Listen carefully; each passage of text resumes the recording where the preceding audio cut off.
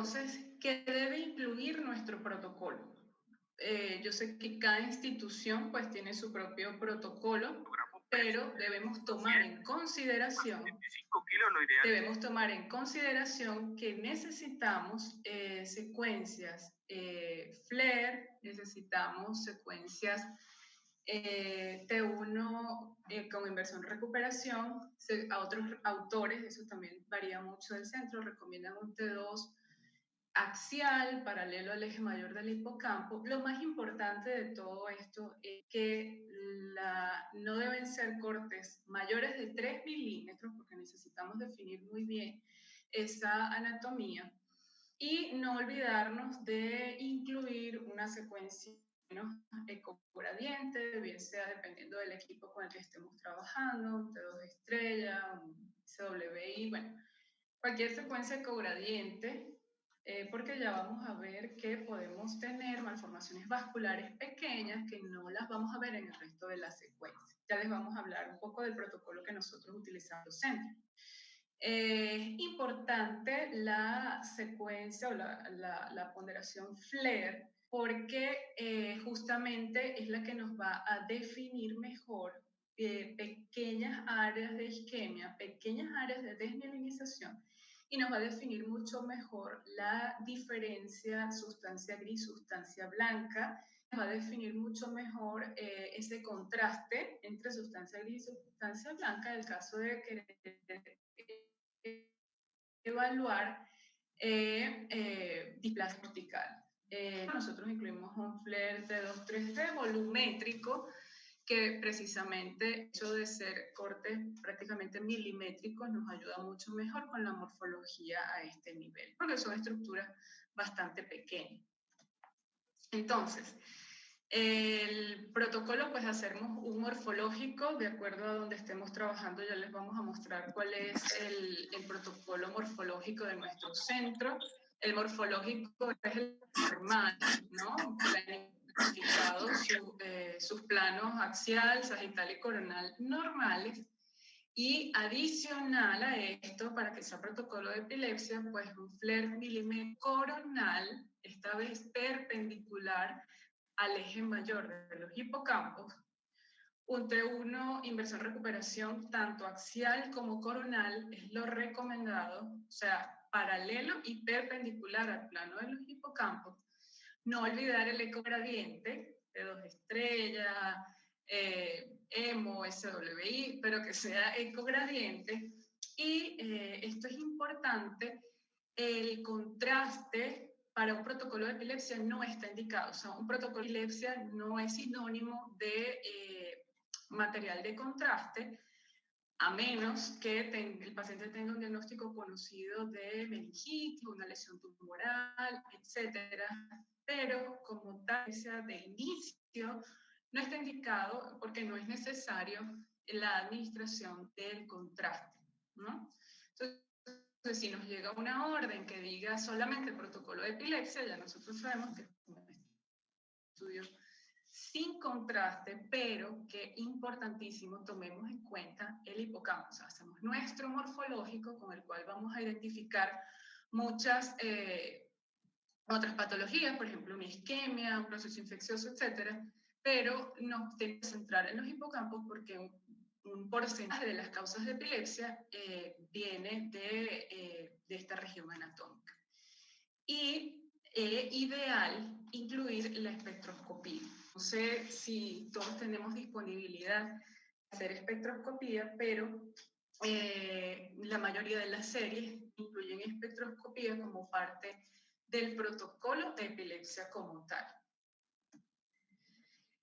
Entonces, lo que les comentaba, vamos a hacer nuestro estudio morfológico. Esto lo coloco acá porque esto es solo para el morfológico, pero la planificación del estudio de la zona hipocampal es así. Entonces, como ya vimos, el lóbulo temporal no es completamente axial, no es completamente transversal, tampoco es paralelo a la base del cráneo, sino que tiene más bien una inclinación de adelante hacia atrás, de abajo hacia arriba, ¿sí? Así como lo vemos acá, esto no está muy nítido, pero aquí podemos ver el eje del hipocampo. Entonces, esto es lo que a nosotros nos importa. Para acortar tiempo, podemos hacer solamente el coronal para hipocampo, ¿no? O sea, el perpendicular al plano del hipocampo, aunque algunas series recomiendan que se haga tanto el perpendicular como el plano paralelo, o sea, el plano, digamos, axial, pero para hipocampo. Si no tenemos mucho tiempo y si además vamos a adicionar espectroscopía con un coronal, es importante. Pero esto es lo más importante, saber planificar. Entonces, tenemos que abarcar el lóbulo temporal desde su porción más anterior. Podemos abarcar solamente hipocampo, pero siempre debemos tratar de adelantarnos un poco, o sea, tomar un poco más el borde anterior, ¿sí? Hasta la unión, hasta el término de la cisura, o sea, que sería justo donde convergen el parietal, el occipital y el temporal. Justo allí podemos terminar nuestra planificación. Entonces, este sería el plano coronal, pero para, digamos, coronal oblicuo, ¿ok? Y a cortes no mayores a 3 milímetros. Eso es lo más importante que nos debe quedar en la tarde de hoy. Entonces, así es como nosotros planificamos nuestro estudio morfológico. Esto es un estudio cerebral básico sin contraste. Tenemos un sagital T1, hacemos T1 en sagital y en axial. Hacemos coronal y axial, T2 coronal y axial. La secuencia FLAIR, la difusión en la ADC y el ecogradiente. Eso es un estudio de resonancia magnética básico. Quizá en algunos centros no incluyen la difusión de rutina, me salgo un poquitín del tema, pero la difusión siempre tiene que formar parte de todo protocolo de resonancia magnética cerebral, eso ya es otro tema, pero para identificar mejor, obviamente, las áreas de isquemias tempranas y todo eso. Y el ecogradiente, nunca olvidarlo, para la caracterización de microhemorragias, calcificaciones, lesiones que no, probablemente, dependiendo del tamaño, no se observen en el resto de la secuencia. Entonces, este es un estudio cerebral completo. Esto es el protocolo básico. Y esto sería lo que les comentaba. Bueno, yo les pongo aquí como la gama de lo que debe ser, pero añadiríamos entonces un T1IR. Fíjense cómo aquí la diferenciación entre sustancia gris y sustancia blanca es mucho mejor, ¿sí? Cualquier, vamos a ver más adelante unos casitos, pero cualquier alteración cortical la vamos a ver con mucha mayor facilidad porque esto es lo más cercano a lo que es la anatomía normal cerebral. Entonces tenemos sustancia gris, pues más oscura, corteza, y sustancia blanca, pues más clara, y nos define muy bien, como lo vemos acá, las estructuras hipocampales. Como les decía, algunas series recomiendan hacer un coronal oblicuo en T2. Yo particularmente pienso que no es necesario. Para mí las ponderaciones más importantes son el T1IR y el FLAIR. Bueno, aquí se me coló esta foto, pero tiene que ser un FLAIR en la misma planificación en la que hagamos el T1IR, ¿sí? Un coronal oblicuo, T1IR y FLAIR. Les traje esto, bueno, porque algunas series lo mencionan. Como les decía, dependiendo del tiempo que tenga y dependiendo de qué tan largo sea su protocolo básico morfológico, se puede agregar el axial en el plano del hipocampo, pero realmente las más importantes son el FLAIR y el IR, T1 IR en plano coronal oblicuo. Nunca olvidar la difusión y el ecogradiente, porque como ya vimos, hay patologías isquémicas o vasculares que pueden estar causando pues, epilepsia. Entonces, traje por aquí algunos casos clínicos. bueno, curiosamente nosotros no hemos visto casos, no nos han llegado al centro. Los casos que nos han llegado como protocolos de epilepsia han sido normales, no hemos visto ninguna lesión característica, entonces hemos tomado estos casos clínicos de la literatura, pero que son bastante interesantes por lo que les he estado comentando. Por ejemplo, este es un paciente que tiene 2 lesiones, tiene una esclerosis temporal mesial, es una esclerosis del hipocampo izquierdo. ¿Qué es una esclerosis temporal mesial? No es más que un área de gliosis, o sea, es un daño neuronal localizado cuya causa pues no está bien definida todavía, pero la secuencia que más nos ayuda para determinarlo es el FLAIR. Como sabemos, el FLAIR es una secuencia bastante sensible que nos permite ver lesiones desmielinizantes isquémicas, ¿sí? Que no las vamos a ver con tanta claridad, con tanta definición al resto de la secuencia. O sea, aquí tenemos muy bien, como les decía, un T1IR coronal oblicuo, donde se puede ver la asimetría entre los hipocampos. Entonces tenemos el hipocampo derecho, más o menos normal, quizás está un poco hipotrófico, pero vemos claramente la diferencia en cuanto al tamaño, ¿sí? Pero es la misma intensidad de señal. Pero cuando nos vamos al FLAIR, pues se ve mucho mejor el área de esclerosis temporal. Y curiosamente, este paciente, además de este hallazgo, tenía una lesión de neurocisticercosis. Aquí en el Perú hay una alta incidencia de neurocisticercosis, entonces este paciente tiene doble lesión. Entonces, ¿cuál es la causa de la epilepsia en este paciente? Pues bueno, muy probablemente sea la esclerosis temporal mesial, sea la lesión mesial. Sin embargo, no olvidemos que esta lesión está aquí justo en la corteza y puede estar generando un foco irritativo. No todo paciente con esclerosis temporal mesial se manifiesta inicialmente con convulsiones, la mayoría, pero no necesariamente, no lo sabemos.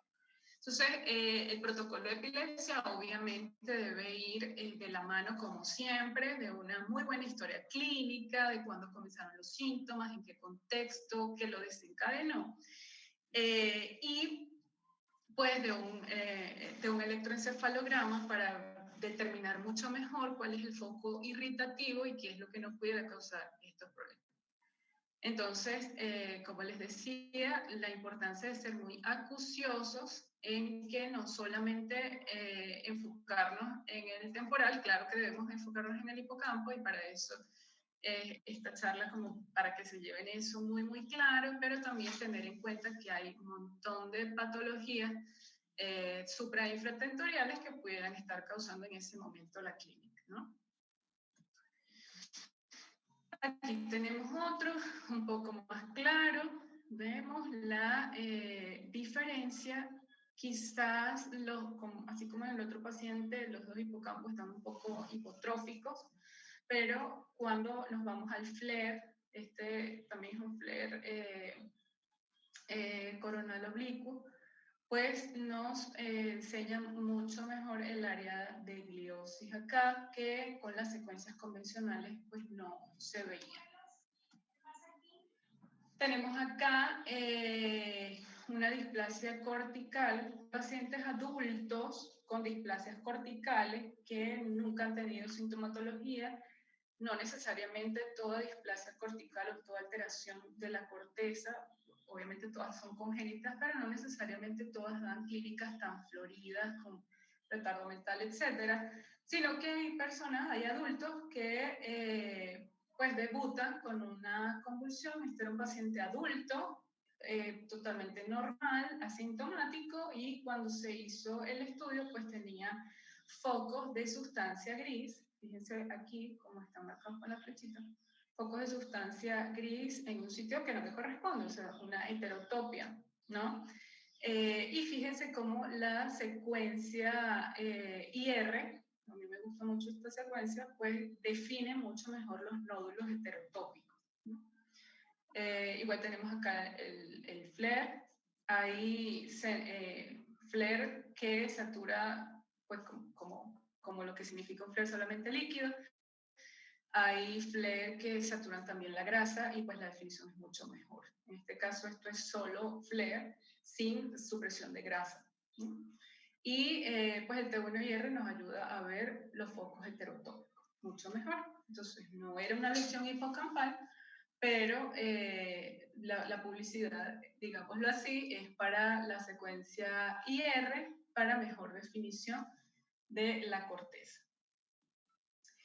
Y lo que les comentaba, no olvidar el ecogradiente, porque en este caso, claro, si uno lo ve en retrospectiva, pues quizá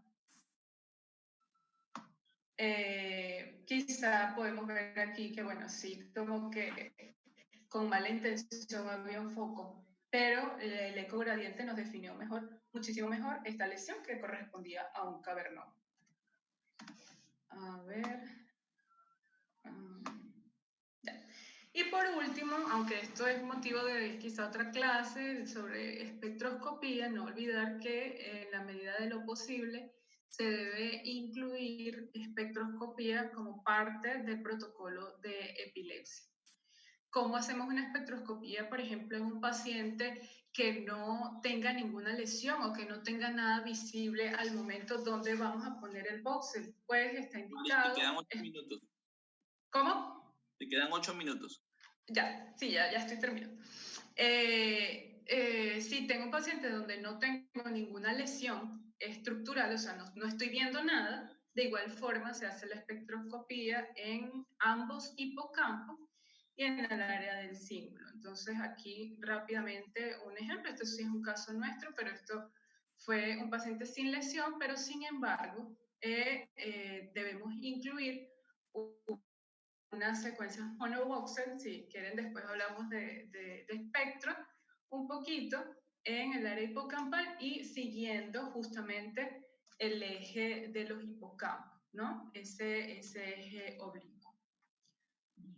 Y creo que esto era todo.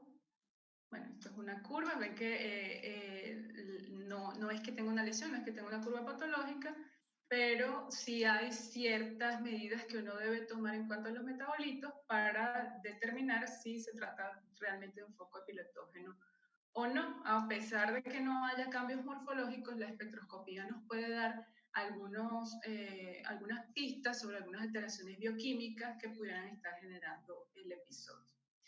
Y ya, espero que estos súper rápidos minutos les haya pues ayudado un poco. Cualquier pregunta, cualquier duda, ahí están mis datos. No sé si nos da tiempo de abrir preguntas o si vamos a abrir otra sesión, no sé, ya aquí tú más. Dicen que si sirve la espectroscopía hipocampal en 1.5. Sí sirve, pero respóndele tú. Sí, es como les digo, o sea, no es que no se pueda hacer en 1.5. Simplemente, o sea, sino que se ha demostrado que en un porcentaje de pacientes que tenían un estudio normal en un 1.5 se los llevaron a un 3 Tesla y ahí vieron algunas manifestaciones. Sin embargo, hay estudios de espectroscopía, de alteraciones espectroscópicas en 1.5 que nos puede orientar perfectamente. O sea, no es que los vamos a dejar de hacer. Yo hice una hoy y la monté en mi Instagram. Carlito Garrazábal. Dice, el FLAIR lo hace, si quieres vas al chat y lo lees. Carlito, el FLAIR lo hace coronal y axial. Respóndele, Mari. Sí, el FLAIR lo hacemos con supresión grasa. Nosotros en nuestro centro lo hacemos con supresión grasa. Nosotros en nuestro centro, la siguiente pregunta de Geraldine Ramírez, que si hacemos volumetría hipocampal, en nuestro centro no lo hacemos. Hay muchas formas de hacer volumetría hipocampal, hay unas formas que están descritas, sobre todo con la plataforma MAC, con el programa Osiris. Hay unas formas y sale el hipocampo en 3D y todo eso. Sin embargo, hay software especiales para hacer volumetría cerebral completa y es lo más exacto. Entonces, viendo que haciendo la volumetría, digamos, de la forma manual, nos estamos quedando un poquito por debajo, pues en nuestro centro no la hacemos.